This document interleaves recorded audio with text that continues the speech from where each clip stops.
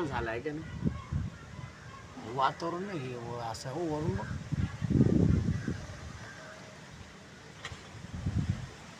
मला वाटलं इकडं प्लांटला आग बीग लागली काय.